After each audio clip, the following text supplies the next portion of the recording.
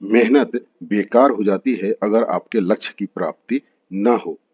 तो आपकी मेहनत को लक्ष्य के प्राप्ति में सहयोग करने के लिए अर्थात आपके मेहनत को रिजल्ट में बदलने के लिए मैं बिहार लोक सेवा आयोग के लिए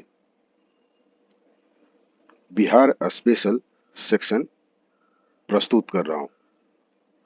इसमें देखेंगे कि बिहार में स्वाधीनता संघर्ष से जुड़े हुए प्रश्न दिख रहे हैं। ये ऐसे प्रश्न हैं जो कि अक्सर जो है बीपीएससी पूछती है। तो देखेंगे कि यह जो है रोहिणी देवघर, देवघर यानी कि अब झारखंड में चला गया है, इससे जुड़ा हुआ प्रश्न है कि बिहार में जो है सबसे पहले जो स्वतंत्रता संघर्ष हुआ था वो कहाँ हुआ था, अविभाजित बिहार बिहार में। तो आप उसका आंसर देंगे 12 जून 1857, 12 जून 1857 रोहिणी के देवघर में। इसे स्टेटमेंट के रूप में देख लेते हैं कि बिहार में प्रथम विद्रोह 12 जून 1857 को देवघर जिले के रोहिणी गांव में 32वीं इन्फेंट्री रेजिमेंट के सैनिकों द्वारा किया गया था। 32वीं इन्फेंट्री रेजिमेंट के सैनिकों द्वारा किया गया था। मेजर मैकडोनाल्ड जो था, मेजर मैकडोनाल्ड के रेजिमेंट के भारतीय सैनिकों ने विद्रोह करते हुए लेफ्टिनेंट नॉर्मन लेस्ली और सर्जन डॉक्टर ग्रांट को गोली मार दी थी। तो इसमें से आप ये तीनों नाम याद रखेंगे कि किसके रेजिमेंट के, तो मेजर मैकडोनाल्ड के, और गोली किसको मारी थी, तो लेफ्टिनेंट नॉर्मन लेस्ली को और डॉक्टर ग्रांट को, जो कि एक सर्जन थे। जल्द ही इस पे नियंत्रण पा लिया गया और 16 जून 1857 को विद्रोही सैनिकों को फांसी दे दी गई। 16 जून 1857 को विद्रोही सैनिकों को फांसी दे दी गई। इसमें से मेन डेट जो आपको याद रखना है वो याद रखना है 12 जून 1857। जगह का नाम है रोहिणी, देवघर, जो कि वर्तमान झारखंड में है। विद्रोह के उपरांत रेजिमेंट का मुख्यालय, जिसने विद्रोह किया था उस रेजिमेंट के मुख्यालय को रोहिणी से ट्रांसफर कर भागलपुर कर दिया गया, यानी कि उसके हेड क्वार्टर को चेंज कर दिया गया। इसी क्रम में देखेंगे कि 1857 का जो विद्रोह है वो पटना में कब हुआ था, तो पटना में यह विद्रोह हुआ है 3 जुलाई 1857 को। 3 जुलाई 1857 को पीर अली खां के नेतृत्व में पटना में विद्रोह प्रारंभ हुआ। पीर अली खां, पीर अली खां यह क्या थे, ये एक लाइब्रेरियन थे। 4 जुलाई 1857 की संध्या को पीर अली को गिरफ्तार कर लिया गया और 16 जुलाई 1857 को पीर अली को फांसी दे दी गई। इस समय जो वहां का कमिश्नर था वो टेलर था। कमिश्नर टेलर ने ही विद्रोह को दबाया था, अर्थात उसका दमन किया था। नेक्स्ट चलेंगे कि 1857 के समय में ही छपरा में विद्रोह जो है उसका नेतृत्व किसने किया। बिहार के छपरा में जो विद्रोह हुआ उसका नेतृत्व मोहम्मद हुसैन खान ने किया था। मोहम्मद हुसैन खान ने किया था। दानापुर छावनी के भारतीय सैनिकों ने 25 जुलाई 1857 को विद्रोह किया था। इसमें कौन कौन से बटालियन शामिल थे, तो 7वीं, 8वीं और 40वीं बटालियन। विद्रोह के सैनिकों ने 26 जुलाई 1857 को आरा शहर पर कब्जा कर लिया था। आरा शहर पे कब्जा कर लिया था किसने, तो छपरा के विद्रोह में शामिल 7वीं, 8वीं और 40वीं बटालियन के सैनिकों ने। जगदीशपुर में अमर सिंह के नेतृत्व में स्थापित समानांतर सरकार का प्रधान किसे बनाया गया था। अमर सिंह कौन थे, तो ये बाबू वीर कुंवर सिंह के छोटे भाई थे। अमर सिंह जो थे बाबू वीर कुंवर सिंह के छोटे भाई थे। इन्होंने जो है जो समानांतर सरकार बनाया था उसका जो प्रधान बनाया था, प्रधान का मतलब मुख्य जो है उनका मुखिया करता धरता, उनका नाम था हरकिशन सिंह। ये नाम याद रखेंगे, हरकिशन सिंह। अमर सिंह जो है वो बाबू कुंवर सिंह के छोटे भाई थे। कुंवर सिंह ने कैप्टन लुगार्ड के साथ अंतिम युद्ध किया था, अंतिम रूप से लड़ा था। कुंवर सिंह ने अपनी अंतिम युद्ध किसके साथ लड़ी, तो कैप्टन लुगार्ड के साथ। कैप्टन लुगार्ड के साथ। कुंवर सिंह के बारे में अगर डिटेल में जानना चाहते हैं तो मेंस के लिए वीडियो इस पे अवेलेबल है बाबू वीर कुंवर सिंह के बारे में, उसको डिटेल में देख लेंगे तो आपको हर नॉलेज इनसे जुड़ी हुई प्राप्त हो जाएगी। नेक्स्ट है कि चंपारण में विद्रोहियों ने किसकी हत्या कर दी थी। चंपारण में विद्रोहियों ने मेजर होम्स की हत्या कर दी थी। अब ये जो नेक्स्ट जो बताने जा रहा हूं वो है बिहार प्रोविंशियल कॉन्फ्रेंस से, और इससे जो है अक्सर बीपीएससी प्रश्न पूछती रही है कि बिहार में प्रांतीय सम्मेलन कब कब हुआ है। आप जो है पिछले सालों का क्वेश्चन बैंक उलट करके देखेंगे तो आपको यहाँ से बहुत सारे प्रश्न मिल जाएंगे। तो बिहार प्रांतीय सम्मेलन अर्थात इंग्लिश को ही हिंदी में भी लिख देता है, इसलिए दोनों ध्यान रखेंगे। बिहार प्रोविंशियल कॉन्फ्रेंस भी याद रखेंगे और इसका हिंदी रूपांतरण प्रांतीय सम्मेलन भी याद रखेंगे। तो इसका प्रथम अधिवेशन जो है 1908 में पटना में सर अली इमाम की अध्यक्षता में हुई। बिहार प्रांतीय सम्मेलन का प्रथम अधिवेशन 1908 में पटना में सर अली इमाम की अध्यक्षता में हुई। द्वितीय अधिवेशन 1909 में भागलपुर में श्री दीप नारायण सिंह के प्रयत्न से हुआ, लेकिन इस समय इसके अध्यक्ष कौन थे? इसके अध्यक्ष थे बाबू सच्चिदानंद सिन्हा। बाबू सच्चिदानंद सिन्हा प्रथम के सर अली इमाम, द्वितीय के सच्चिदानंद सिन्हा। और सातवां अधिवेशन जो है वो छपरा में हुआ था 1915 में, जिसकी अध्यक्षता नंद किशोर लाल ने की थी। यहाँ आप देखेंगे कि सभी चीजें तथ्यों क्रमवार कम है और अलग अलग है। इसका ये मेन कारण यह है कि जो प्रश्न जहां से पूछे गए हैं ना, उन्हीं प्रश्नों को तथ्य के रूप में आपके सामने प्रेजेंट किया गया है। जैसे कि ये पूछा है कि बिहार स्टूडेंट कॉन्फ्रेंस की स्थापना कब हुई थी? तो बिहार स्टूडेंट कॉन्फ्रेंस की स्थापना हुई थी 1906 में। यह प्रश्न याद रखेंगे, 1906 में। स्टूडेंट है यहाँ और ये प्रोविंशियल कॉन्फ्रेंस है, दोनों में डिफरेंस है। ओके, तो स्टूडेंट कॉन्फ्रेंस की स्थापना होती है 1906 में, लेकिन ये जो प्रोविंशियल कॉन्फ्रेंस है उसकी प्रथम अधिवेशन होती है 1908 में पटना में। ये प्रश्न पूछा हुआ है कि 16वां बिहार स्टूडेंट कॉन्फ्रेंस 1921 में कहाँ हुआ था? तो ये हुआ था हजारीबाग में। ये दोनों पूछे हुए हैं, इनको ध्यान में रखेंगे। लेकिन ये नहीं पूछा हुआ है कि 16वां स्टूडेंट्स कॉन्फ्रेंस की अध्यक्षता किसने की थी? उसकी अध्यक्षता की थी सरला देवी ने, श्रीमती सरला देवी ने। तो इनका नाम याद रखेंगे, ये आने वाले में पूछे जा सकते हैं। नेक्स्ट, बिहार से जुड़ी हुई कुछ संगठन है, संस्थाएं हैं, उनको देख लेते हैं। बॉयज एसोसिएशन के संस्थापक थे सूर्यदेव नारायण वर्मा। इसकी स्थापना होती है 3 मार्च 1809 ईस्वी को दरभंगा में, और इसके अध्यक्ष हैं आपके अशफाक खान। उस समय जो थे 1809 में जो अध्यक्ष थे वो थे अशफाक खान। बिहार में प्रथम बालिका विद्यालय की स्थापना की गई है 1891 में, और जिसकी संस्थापक थी अघोर कामिनी देवी। और यह स्थापना कहाँ की गई थी? तो पटना में। बिहार टाइम्स पत्र, इसका प्रकाशन किया गया था 1894 में। इसके संपादक थे बाबू महेश नारायण, और संस्थापक के रूप में कौन कार्य कर रहे थे? सच्चिदानंद सिन्हा, महेश नारायण और बाबू कृष्ण सहाय। इसी का नाम बदलकर बिहारी कर दिया गया था 1906 में। यह जो बिहार टाइम्स पत्र है, बिहार टाइम्स पत्र का नाम बदलकर 1906 में क्या कर दिया गया था? बिहारी। नेक्स्ट चलेंगे कि सोमपुर महाविहार का निर्माण किसने करवाया था? सोमपुर महाविहार का निर्माण किसने करवाया था? तो धर्मपाल ने। ये महावीर क्या हुआ करते थे? महाविहार क्या हुआ करते थे? तो एक शिक्षा के केंद्र हुआ करता था बौद्ध धर्म में शिक्षा के केंद्रों को महाविहार कहा गया है। और सोमपुर महाविहार की स्थापना धर्मपाल ने की थी। यह बौद्ध धर्म के किस शिक्षा के लिए यह प्रसिद्ध था सोमपुर महाविहार? तो याद रखेंगे वज्रयान शिक्षा के लिए। चूंकि अब बीपीएससी थोड़ा डीप जाकर के प्रश्न पूछ रहा है, इसलिए इन सब तथ्यों पर याद रखना जरूरी है। नेक्स्ट है कि ओदंतपुरी विश्वविद्यालय जिसकी स्थापना गोपाल, सारे जो कौन है, ये पाल वंश के शासक हैं, गोपाल ने स्थापना की थी। यह जो है बौद्ध धर्म के महायान शाखा की शिक्षा यहाँ दी जाती थी। ओदंतपुरी विश्वविद्यालय कहाँ पे? बिहार शरीफ में। यहाँ इसकी स्थापना गोपाल ने की थी और ये महायान शाखा की शिक्षा यहाँ प्रदान की जाती थी। नेक्स्ट है पुष्पराम बौद्ध विहार, प्रसेनजीत ने दान में दिया था। पुष्पराम बौद्ध विहार जो है, प्रसेनजीत, आप पढ़े होंगे गौतम बुद्ध की एक कहानियां, वहां पे कौशल का जो नरेश है वो है प्रसेनजीत। कौशल नरेश प्रसेनजीत ने पुष्पराम बौद्ध विहार दान में दिया। नेक्स्ट है किस स्रोत में अशोक के राज्यकाल में तृतीय बौद्ध संगीति होने का उल्लेख मिलता है? आप पढ़ते हैं प्रथम, द्वितीय, तृतीय बौद्ध संगीति किसके शासनकाल में हुआ?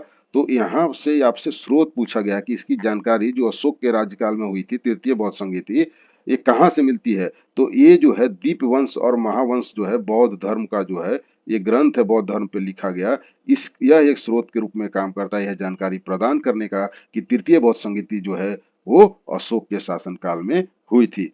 दीपवंश और महावंश याद रखेंगे। यहाँ पे कुछ क्वेश्चन जो है 2-3 ये आपके मॉडर्न हिस्ट्री ऑफ इंडिया से आ गए हैं। जैसे सांप्रदायिक अधिनिर्णय कम्युनल अवार्ड की घोषणा कब की गई थी? तो लॉर्ड वेलिंगटन ने किया था 16 अगस्त 1932 को, 16 अगस्त 1932 को। यहाँ पे जो है भारतीय राष्ट्रीय कांग्रेस के जो अधिवेशन हुए थे उसका क्रम लिखा हुआ है कि 1888 में जॉर्ज इलोक की अध्यक्षता में इलाहाबाद में अधिवेशन हुए थे। यह जॉर्ज इलोक यूले जो है ये कौन है? तो ये प्रथम अंग्रेज अध्यक्ष है किसका? भारतीय राष्ट्रीय कांग्रेस का। 1889 में विलियम वेडरवन ने मुंबई में भारतीय राष्ट्रीय कांग्रेस की अध्यक्षता की। यहाँ पे महत्वपूर्ण काम यह हुआ था कि मतदाताओं की जो उम्र है वो 18 से बढ़ाकर 21 वर्ष कर दिया गया था। 18 से बढ़ाकर 21 वर्ष कर दिया गया था। 1910 में क्या होता? फिर इसी से जुड़ा हुआ एक तथ्य है कि 100 साल बाद यानी कि 1989 में 1889 में भारतीय राष्ट्रीय कांग्रेस की अध्यक्षता विलियम वेडरवन ने मुंबई में की, जिसमें महत्वपूर्ण काम यह हुआ कि मतदाताओं की उम्र को 18 से बढ़कर 21 साल कर दिया गया। 1889 के 100 साल बाद 1989 में यानी कि आजादी के बाद, भारत की आजादी के बाद यह जो है आयु 21 वर्ष से घटाकर 18 वर्ष कर दिया गया। किसकी? मतदाताओं की उम्र को 21 से घटाकर 18 कर दिया गया। और यह संशोधन कौन सा संशोधन था? 61वां संविधान संशोधन। विलियम वेडरवन ने 2 बार अध्यक्षता की है, एक बार 1889 में, दूसरी बार 1910 में इलाहाबाद में। तो यहाँ पे ये 2 तथ्य ध्यान में रखेंगे जो कि महत्वपूर्ण है। नेक्स्ट, ये फैक्चुअल डेटा है लेकिन उन सब चीजों को ही टच किया गया है जो कि पूछा है। बिहार का भौगोलिक क्षेत्रफल आप याद कर लेंगे 94,163 वर्ग किलोमीटर। और बिहार की जो भौगोलिक क्षेत्रफल है भारत के कुल क्षेत्रफल का 2.86% है। क्षेत्रफल की दृष्टि से भारत 12वां स्थान, भारत में बिहार का स्थान 12वां है। क्षेत्रफल की दृष्टि से भारत में बिहार का स्थान 12वां है, जबकि जीडीपी के अनुसार 15वां है। जीडीपी के हिसाब से, ग्रॉस डोमेस्टिक प्रोडक्ट के हिसाब से 15वां है और एरिया यानी कि क्षेत्रफल के हिसाब से 12वां है। गंगा का उत्तरी मैदान बिहार के कुल क्षेत्रफल का 62.86% है। आप देखेंगे कि बिहार का जो क्षेत्रफल है, भूभाग है, वो एक आयताकार भूभाग है और गंगा नदी जो है जो बिहार के 12 जिलों से गुजरती है और बिहार को 2 भागों में विभाजित करती है, उत्तरी बिहार और दक्षिणी बिहार। इसी क्रम में आपसे पूछा गया है कि उत्तरी मैदान, गंगा का उत्तरी मैदान बिहार के कुल क्षेत्रफल का कितना है? तो 62.86। अगर दक्षिणी पूछा है तो आपको याद करने की जरूरत नहीं है, आप 100 में से 62.86 को माइनस कर देंगे, वो आपका दक्षिणी आ जाएगा। कैमूर का पठार 1280 वर्ग किलोमीटर क्षेत्र में फैला है। कैमूर का पठार 1280, याद रखेंगे ये सिर्फ उन्हीं तथ्यों का संकलन है जो बार बार पूछे गए हैं। बिहार के उत्तरी मैदानी खंड को, यानी कि उत्तर बिहार और दक्षिण बिहार जो आ गया, अब उसमें क्या है कि बिहार के उत्तरी मैदान, उत्तर बिहार को कौन सी नदी 2 भागों में बांटती है? तो इसका आंसर है बागमती नदी। बागमती नदी। भूगर्भिक काल में गंगा का मैदान टेथिस सागर था। ये ज्योग्राफी के स्टार्टिंग में आप पढ़ते हैं। अब यहाँ ना कुछ बिहार के निर्माण से संबंधित कुछ डेट दिए गए हैं जो आपको याद रखने जरूरी हैं, क्योंकि हमेशा यह यहाँ से प्रश्न पूछते हैं। तो याद रखेंगे, बस ये 5 डेट होंगे, 5 डेट आपको याद रखने हैं, इसमें से हमेशा पूछता है। 12 दिसंबर 1911 को दिल्ली दरबार में बिहार प्रांत बनाने की घोषणा की जाती है। 12 दिसंबर 1911 को दिल्ली दरबार कब हुआ? दिल्ली दरबार 3 बार हुआ है और ये जो है 1911 तीसरी बार का है ये। तो 12 दिसंबर 1911 को दिल्ली दरबार में बिहार प्रांत बनाने की घोषणा की जाती है। 1 अप्रैल 1912 को बिहार प्रांत का औपचारिक गठन हो जाता है, अप्रैल को। लेकिन इसके लिए अधिसूचना जारी होती है 22 मार्च को। 22 मार्च को उड़ीसा सहित बिहार प्रांत के गठन की अधिसूचना जारी होती है, यानी कि नोटिफिकेशन जारी किया जाता है और इसके बाद 1 अप्रैल को औपचारिक गठन हो जाता है 1912 को। डेट याद रखेंगे, डेट ही पूछ देता है। और 1 अप्रैल 1936 को क्या होता है कि बिहार और उड़ीसा को अलग करके 2 अलग अलग प्रांत बना दिया जाता है। और इसी क्रम में 15 नवंबर 2000 ईस्वी को झारखंड का निर्माण किया जाता है। तत्कालीन बिहार के दक्षिणी भाग के 46% हिस्से को काटकर झारखंड का निर्माण किया जाता है। उसमें भारत के प्रधानमंत्री आपके माननीय अटल बिहारी वाजपेयी जी थे। अब यह प्रश्न यह भी पूछा हुआ है कि गंगा नदी जो है वो बिहार के कितने जिलों से होकर गुजरती है। तो यहाँ पर देखेंगे कि मैंने गंगा नदी का एक मैप बना दिया, ज्योग्राफिकल मैप। अब मैप पे इसको देख सकते हैं। यहाँ पर देखेंगे कि यह जो स्टार्ट हो रहा है वो टोटल 12 जिलों से गंगा नदी होकर गुजरती है। यहाँ देखेंगे पहला बक्सर, दूसरा भोजपुर, सारण, पटना, वैशाली, समस्तीपुर, बेगूसराय, लखीसराय, मुंगेर, खगड़िया, भागलपुर, कटिहार। अब इसको काउंट कर लीजिए, 1 2 3 4 5 6 7 8 9 10 11 12। इस तरह से आप देखेंगे कि यह 12 जिलों से होकर गंगा नदी गुजरती है।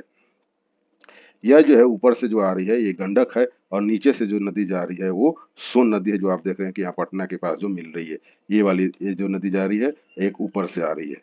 इसके इससे रिलेटेड जो फैक्ट हैं वो इस तरह से हैं। इसे एक बार देख लीजिए कि बेगूसराय और भागलपुर जिलों का विस्तार गंगा के उत्तरी तथा दक्षिणी दोनों तरफ है, जैसा कि चित्र में दिखाया गया है। यहाँ पे आप देखेंगे बिहार के कुल 12 जिले गंगा नदी के तट पर स्थित हैं। सोन नदी के किनारे पर बिहार के 5 जिले स्थित हैं। ये जो मैंने बताया ये जो है ये सोन नदी है। यहाँ पे 5 जिले स्थित है। कौन कौन से? रोहतास,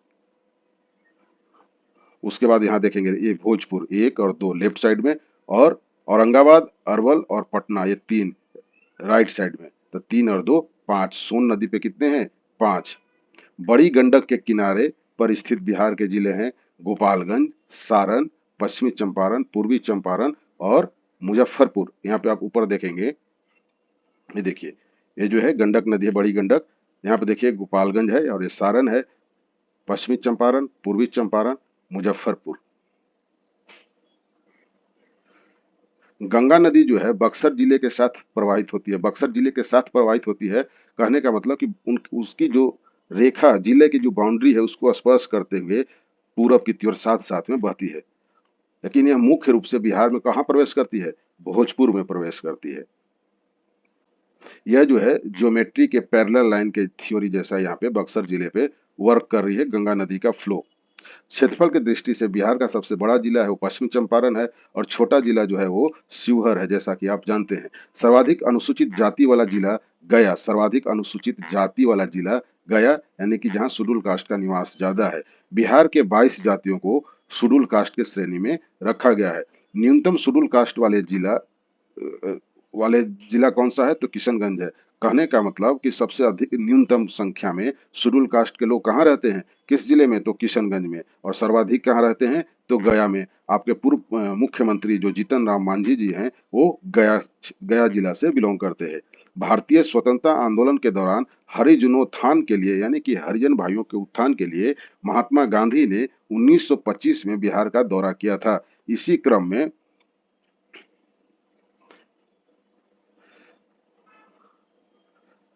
वो आगे है, उसमें बाद में आते हैं। 1909 के सरस्वती पत्रिका में बिहार के किस हरिजन कवि की कविता अछूत की शिकायत प्रकाशित हुआ था? और इसका नाम याद रखेंगे और कवि का नाम याद रखेंगे, हीरा डोम। हीरा डोम एक कवि का नाम है, जिन्होंने 1909 के सरस्वती पत्रिका में उनकी कविता अछूत की शिकायत प्रकाशित हुई थी। कवि का नाम है हीरा डोम। 1922 में हिंदू महासभा द्वारा छुआछूत के खिलाफ प्रस्ताव पास किया गया था। इसमें आपको याद रखने वाली बात है क्या? तो 1922 में हिंदू महासभा 1922 में हिंदू महासभा ने यह प्रस्ताव पारित किया था। बिहार के किस पत्रिका में अछूतों द्वार से संबंधित लेख एवं आलेख प्रकाशित हुआ करता था? अछूतों द्वार से संबंधित लेख एवं आलेख पर क्या चीज का नाम पूछ रहा है? पत्रिका का नाम। पत्रिका का नाम क्या है? देश। देश, ये याद रखेंगे, देश। ये सब आजादी की पूर्व में प्रकाशित हुई पत्रिकाएं हैं, जिनका योगदान भारत की आजादी में महत्वपूर्ण रूप से रहा है, और इनका संबंध बिहार से रहा है। हरिजन सेवक संघ की स्थापना बिहार में कब की गई थी? तो 13 दिसंबर 1932 ईस्वी को। ये तिथि याद रखेंगे, 13 दिसंबर 1932 ईस्वी को। हरिजन सेवक संघ की प्रतिनिधि पत्रिका, हरिजन सेवक संघ की प्रतिनिधि पत्रिका का क्या नाम था? अमृत। ये नाम याद रखेंगे, अमृत।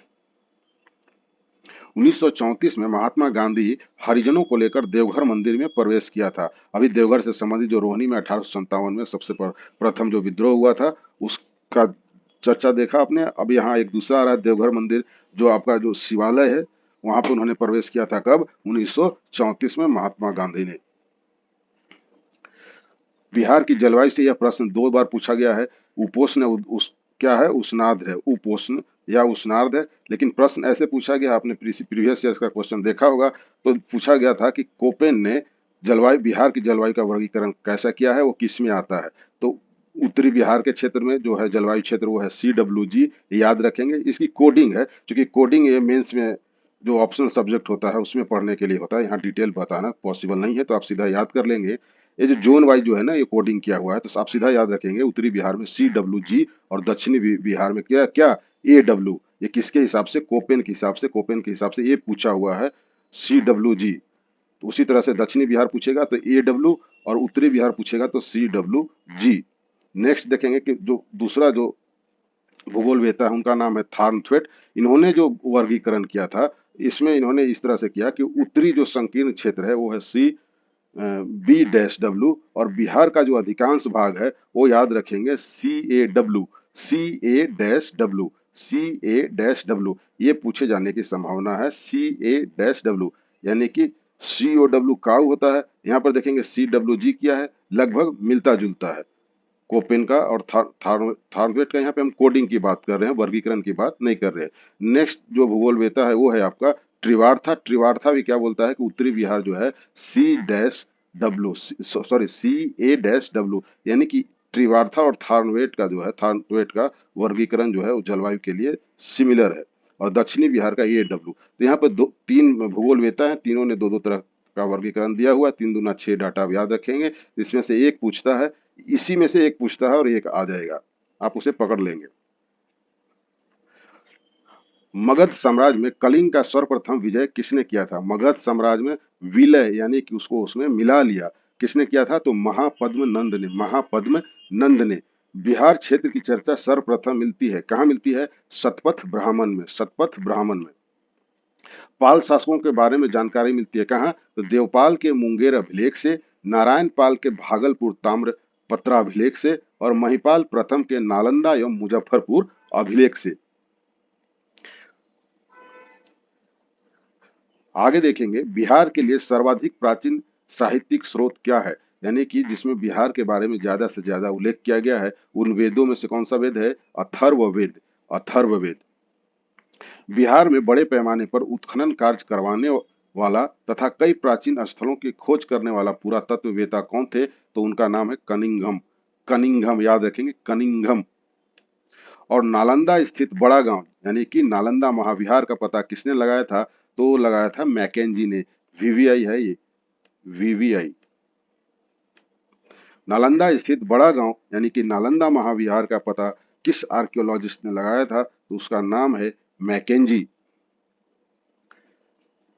बिहार विशेष के क्रम में आगे देखेंगे कि जब भारत सरकार अधिनियम 1935 द्वारा प्रांतों में द्वैध शासन यानी कि डायरकी को समाप्त कर दिया, तब राज्यों में विधानसभा के गठन का रास्ता साफ हुआ। इसी क्रम में बिहार में विधानसभा एवं विधान परिषद के लिए क्रमशः 152 और 30 सीटों की व्यवस्था कर दी गई। 152 और विधान परिषद के लिए 30 सीट। जैसा कि आप जानते हैं कि बिहार का जो लेजिस्लेटिव सिस्टम है वो क्या है, दो सदनीय है, दो सदनीय, दो सदन है, विधानसभा भी है और विधान परिषद भी है। तो यह जो 1935 के प्रावधानों के हिसाब से बोल रहा है कि विधानसभा के लिए क्या किया गया, तो विधानसभा के लिए आपको 152 सीट और विधान परिषद के लिए 30 सीटों की व्यवस्था कर दी गई। इसके अंतर्गत बिहार में प्रथम विधानसभा हेतु चुनाव 1937 में हुआ था, ये डेट याद रखेंगे, चुनाव 1937 में हुआ था।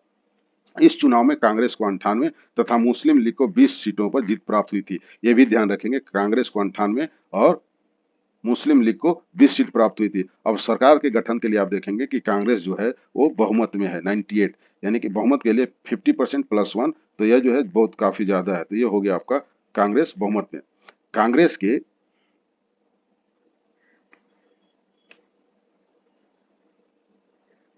मुख्यमंत्री पद के उम्मीदवार कौन थे, तो श्री कृष्ण सिंह। पद ग्रहण करने के पूर्व सरकार के राजनीतिक स्वायत्तता का आश्वासन मांगा, जिसे तत्कालीन गवर्नर ने ठुकरा दिया। फलतः कृष्ण सिंह ने मंत्रिमंडल बनाने से इनकार कर दिया था। तत्पश्चात इंडिपेंडेंट पार्टी के, ये पार्टी का नाम याद रखेंगे, ये भी पूछा हुआ है, इंडिपेंडेंट पार्टी के मोहम्मद यूनिस, ये नाम याद रखेंगे, ये पूछा गया है। मोहम्मद यूनिस को मार्च 1937 में कार्यकारी सरकार बनाने का दायित्व सौंपा गया था। इस प्रकार मोहम्मद यूनिस जो है बिहार के पहले मुख्यमंत्री बने, लेकिन इनकी सरकार ज्यादा दिन तक टिक नहीं सकी, यानी कि सरकार गिर गई। इसी क्रम में मोहम्मद यूनिस ने जो आपके ये हैं बाबू जगजीवन राम, उनको इन्होंने ऑफर दिया था, बहुत भारी भरकम ऑफर दिया था कि आप हमारे पार्टी को समर्थन दे देंगे तो हम आपको मंत्री वगैरह, जो आज भी वर्तमान में चलता है, लेकिन जगजीवन बाबू ने इनका समर्थन नहीं दिया था। 20 जुलाई 1937 को श्री कृष्ण सिंह के नेतृत्व में बिहार में पहली कांग्रेसी सरकार बनी। उस समय क्यों रुक गई, यहाँ पे आप ध्यान देंगे, वहां पे इसलिए हो गया कि उन्होंने राजनीतिक स्वायत्तता का आश्वासन मांगा था, चूंकि उस समय भारत आजाद नहीं हुआ था। क्योंकि ये जो गठन किया गया है वो क्या था, 1937 में हुआ है। किसके प्रावधानों के हिसाब से, 1935 के प्रावधानों के हिसाब से। ध्यान रखेंगे, उसमें भारत आजाद नहीं हुआ था, इसलिए इन्होंने आश्वासन मांगा था राजनीतिक स्वायत्तता का। जब सरकार के द्वारा उन्होंने नहीं दिया गया तो कृष्ण सिंह ने मंत्रिमंडल बनाने से इनकार कर दिया। तत्पश्चात इंडिपेंडेंट पार्टी के मोहम्मद यूनिस को मार्च 1937 में कार्यकारी सरकार बनाने का दायित्व सौंपा गया, लेकिन बाद में यह सरकार ज्यादा दिन तक टिक न सकी और गिर गई। फलतः 20 जुलाई 1937 को श्री कृष्ण सिंह के नेतृत्व में बिहार में पहली कांग्रेसी सरकार बनी।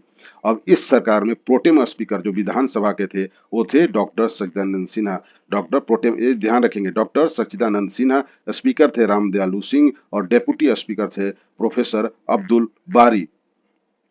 31 अक्टूबर 1939 को कांग्रेस सरकार ने इस्तीफा दे दिया, भारत को सेकेंड वर्ल्ड वॉर में बिना सहमति शामिल किए जाने के कारण।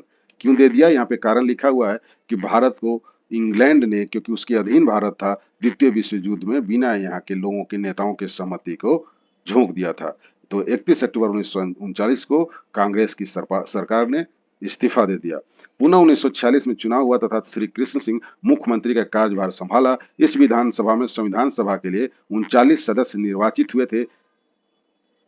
इस विधानसभा से याद रखेंगे, बहुत ही महत्वपूर्ण लाइन है कि 1946 में जब चुनाव हुआ तो श्री कृष्ण सिंह के मुख्यमंत्री का भार संभाला। और जो बिहार विधानसभा है, इस बिहार विधानसभा से ऐसे प्रश्न पूछा जा सकता है कि बिहार विधानसभा से संविधान सभा के लिए कितने सदस्य निर्वाचित किए गए, तो 39 सदस्य निर्वाचित किए गए। ये बहुत ही बड़ी उपलब्धि है, बिहार विधानसभा से 39 सदस्य निर्वाचित हुए। किसके लिए, संविधान सभा के लिए। उनमें से प्रमुख कौन थे, यहाँ पे आप फंस सकते हैं। जैसे आपसे पूछ दिया जाए कि निम्नलिखित में से कौन है जो कि बिहार संविधान सभा के लिए बिहार विधानसभा से निर्वाचित नहीं हुआ था, और उसमें सरोजिनी नायडू का नाम दे दिया जाएगा, जिनका जन्म हैदराबाद में हुआ है। ऐसे भी आप नायडू को कंसर्ट जोड़ेंगे हैदराबाद से और इनको आप टिक कर देंगे कि ये नहीं हो सकती है। अगर आपने ये नहीं पढ़ा है तो गलत हो जाएगा, इसलिए यह महत्वपूर्ण नाम आपको ध्यान में रख रहे हैं, जो कि बिहार विधानसभा के थे और संविधान सभा के लिए निर्वाचित हुए थे। इनमें से प्रमुख हैं सरोजिनी नायडू, सच्चिदानंद सिन्हा, राजेंद्र बाबू, जगजीवन राम, तजजुल हुसैन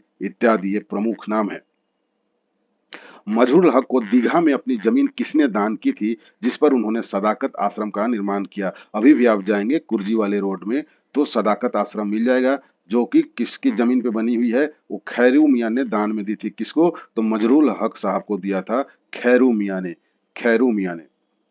इमारत शरिया संस्था का गठन फुलवारी में मौलाना सजाद द्वारा किया गया था। इमारत शरिया संस्था का गठन फुलवारी में मौलाना सजाद द्वारा किया गया था।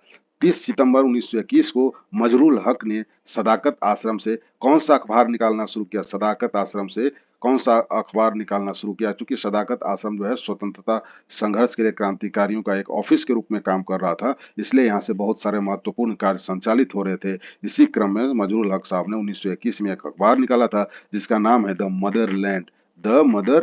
ये याद रखेंगे, इंपॉर्टेंट है ये।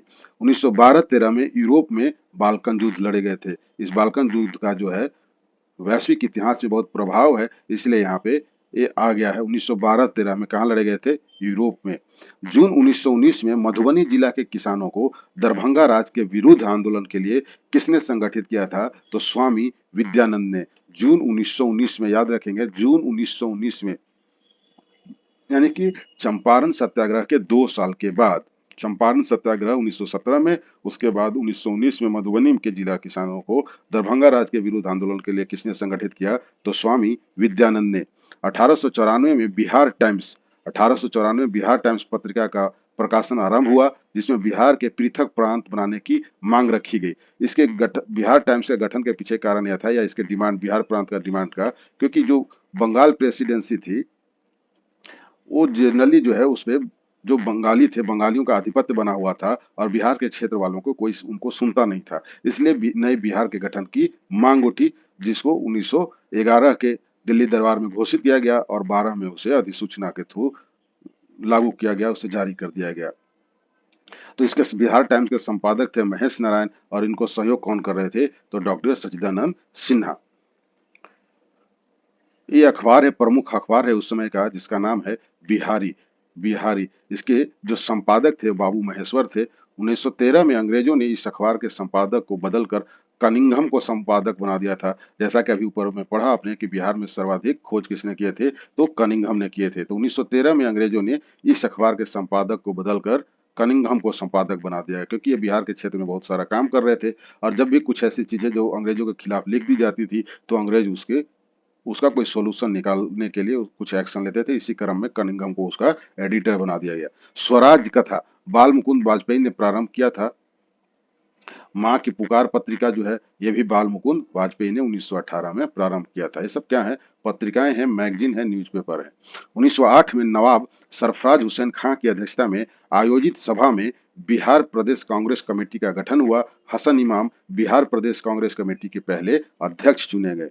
1580 में अकबर ने बिहार को एक प्रांत के रूप में संगठित किया था। ये साल याद रखेंगे कि मुगल सम्राट अकबर ने 1580 में बिहार को एक प्रांत यानी कि सूबा के रूप में संगठित किया था। उस समय प्रांत को सूबा कहा जाता था। आजकल भी जो आपके बिहार के नेताएं हैं वो सूबा शब्द का इस्तेमाल करते हैं पूरे राज्य को प्रेजेंट करने के लिए। 1947 में खरसावां और सरायकेला के क्षेत्र में उड़ीसा के क्षेत्र को 1947 में खरसावां और सरायकेला के क्षेत्र को उड़ीसा को हस्तांतरित किए गए, लेकिन 18 मई 1948 को इन्हें पुनः बिहार में शामिल कर दिया गया।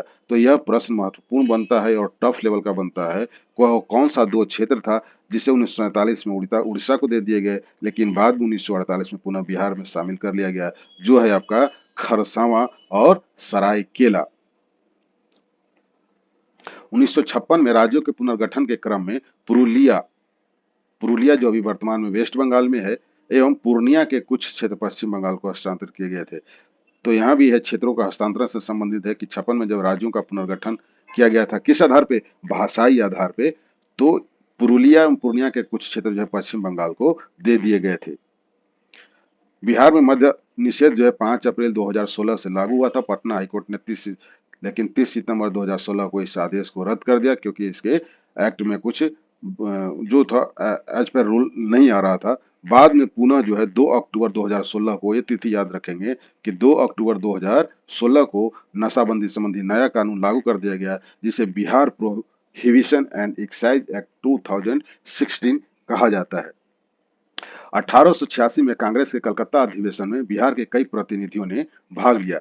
दरभंगा महाराज लक्ष्मेश्वर सिंह ने कांग्रेस को आर्थिक सहयोग दिया था। लक्ष्मी धन की सहायता, ये याद करने का एक तरीका है कि दरभंगा का कौन से महाराज, लक्ष्मेश्वर सिंह ने।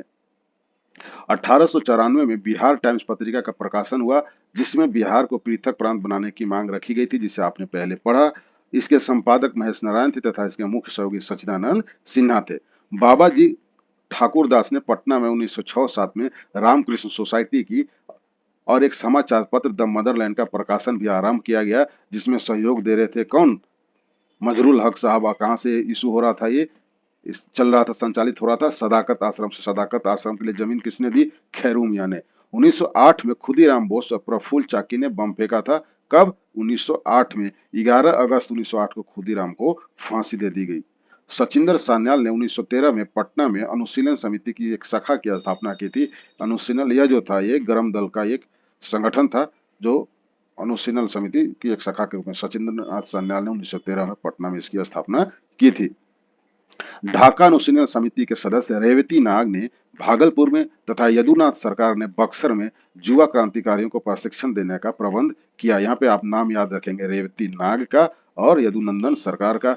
ये क्या थे, तो ढाका अनुशीलन समिति के सदस्य थे, जिन्होंने कहाँ पर नौजवानों को प्रशिक्षण दिया, तो बक्सर में। पटना उच्च न्यायालय की स्थापना, वन लाइनर आप जानते हैं, 1916 ईस्वी में, और पटना विश्वविद्यालय की स्थापना 1917 ईस्वी में। 16 दिसंबर 1916 को पटना में होम रूल लीग की स्थापना मौलाना मजरुल हक की अध्यक्षता में की गई थी। इसके उपाध्यक्ष थे नवाब सरफराज हुसैन खां और मंत्री थे इसके चंद्रवंशी सहाय। मुजफ्फरपुर में होम रूल लीग की स्थापना जनकधारी बाबू ने की थी, जनकधारी प्रसाद ने की थी। चंपारण सत्याग्रह के समय बिहार का उप राज्यपाल कौन था जिसने किसानों के कष्टों की जांच के लिए एक समिति के गठन का प्रस्ताव रखा था, जो चंपारण एग्रेरियन कमेटी कहलाई? Edward Gait. ये वीवीआई है, नाम याद रखेंगे, एडवर्ड गेट। क्या क्या इन्होंने, एक बार फिर से पढ़ता हूं। चंपारण सत्याग्रह 1917 के समय बिहार का उप राज्यपाल कौन था जिसने किसानों के कष्टों की जांच के लिए समिति, जिसे चंपारण एग्रेरियन कमेटी कहा गया, के गठन का प्रस्ताव रखा था? That man is Edward Gait, Edward Gait. Next है, जून 1919 में मधुबनी जिला के किसानों को दरभंगा राज के विरुद्ध आंदोलन के लिए स्वामी विद्यानंद संगठित किया। पहले भी आपने देख चुका है, ये दोबारा रिपीट हो रहा है। बिहार में खिलाफत आंदोलन 1919 में प्रारंभ हुआ। बालकन युद्ध आपने देख लिया है। 1914 में मजरुल हक कांग्रेस के एक प्रतिनिधि मंडल के साथ कहां भेजे गए? इंग्लैंड भेजे गए थे। सितंबर 1920 में कलकत्ता में लाला लाजपत राय की अध्यक्षता में कांग्रेस का विशेष अधिवेशन हुआ जिसमें असहयोग आंदोलन पारित करने का प्रस्ताव किया। ये ध्यान रखेंगे, विशेष अधिवेशन है, कलकत्ता में हुआ था लाला लाजपत राय के, जिसमें क्या किया था? असहयोग आंदोलन करने का प्रस्ताव स्वीकार किया गया। स्वीकार, स्वीकार। दिसंबर 1920 में नागपुर अधिवेशन जिसकी अध्यक्षता वीर राघवाचारी ने की थी, असहयोग आंदोलन के प्रस्ताव को पारित कर दिया गया। यहाँ पे प्रस्ताव स्वीकार किया गया, यहाँ पारित कर दिया गया नागपुर में। पहली बार बंबई में 1918 में बिहार के प्रसिद्ध बैरिस्टर सैयद हसन इमाम की अध्यक्षता में कांग्रेस का विशेष अधिवेशन हुआ था। कांग्रेस का विशेष अधिवेशन पहली बार कहाँ हुआ? बंबई में। किसकी अध्यक्षता में? सैयद हसन इमाम की अध्यक्षता में। और ये कौन थे? बिहार के बैरिस्टर यानी कि सीनियर एडवोकेट थे। बिहार में असहयोग आंदोलन 1920 में प्रारंभ हुआ। डॉक्टर राजेंद्र प्रसाद के भाई राय साहब महेंद्र प्रसाद के आंदोलन के दौरान उपाधि लौटा दी। बिहार में असहयोग आंदोलन 1920 में हुए, इस दौरान डॉक्टर राजेंद्र बाबू के भाई जो है महेंद्र प्रसाद, इन्होंने जो है राय साहब की उपाधि लौटा दी थी। ये नाम याद रखेंगे, महेंद्र प्रसाद। राय साहब की उपाधि उस समय बहुत बड़ी होती थी, इसकी उपाधि इन्होंने वापस कर दी थी अंग्रेजों को। बिहार विद्यापीठ का उद्घाटन 6 फरवरी 1921 को गांधी जी द्वारा किया गया था। कब? 6 फरवरी 1921 को। 30 सितंबर 1921 को मजरुल हक ने सदाकत आश्रम में दी मदरलैंड अखबार निकालना शुरू किया। ये कई बार आ चुका है। इस चीज को बार बार पढ़ेंगे, 2-3 बार सुनेंगे तो बहुत ज्यादा अच्छा रहेगा। असहयोग आंदोलन के दौरान जो क्षेत्रीय नेता थे वो कौन कौन थे, ये महत्वपूर्ण हो जाता है। असहयोग आंदोलन के दौरान क्षेत्रीय नेता दीप नारायण सिंह भागलपुर में सक्रिय थे, मोहम्मद जुबैर मुंगेर में थे और मोहम्मद शफी कहाँ थे? मुजफ्फरपुर में थे। मोहम्मद शफी मुजफ्फरपुर में थे। बिहार में फरवरी 1923 में स्वराज दल का गठन हुआ। श्री नारायण प्रसाद इसके प्रथम अध्यक्ष, अब्दुल बारी सचिव बनाए गए। बिहार समाज सुधार के लिए अभियान चलाने वाला देश का पहला राज्य है। बिहार समाज सुधार के लिए, समाज सुधार जो शराबबंदी और समाज सुधार का ये एक भाग है, ये क्या है? पहला राज्य बना हुआ है। मुख्यमंत्री नीतीश कुमार ने 22 दिसंबर 2021 से मोतिहारी से समाज सुधार अभियान की शुरुआत की थी। 12 जिला मुख्यालय में कुल 12 जनसभाएं करने का कार्यक्रम था। जागरूकता के मुख्य विषय थे शराबबंदी, दहेज प्रथा निषेध, बाल विवाह पर रोक। बिहार के कुछ अखबार हैं जो कि ब्रिटिश काल में चल रहे थे, उसको देख लेते। प्रथम अंग्रेजी दैनिक जो था उसका नाम है सर्चलाइट। प्रथम हिंदी दैनिक जो है उसका नाम है सर्व हितैषी। और प्रथम हिंदी साप्ताहिक जो है, ये देखेंगे सारे दोनों दैनिक है, ये हिंदी साप्ताहिक है, उसका नाम है बिहार बंधु। यह जो 1874 में, ये जो है 1832 में, सर्व हितैषी 1832 में। तो ये रहा आजकल बिहार विशेष। इसको आप 2-3 बार सुनेंगे तो इसमें से कई प्रश्न आपको देखने को मिलेंगे। थैंक्स।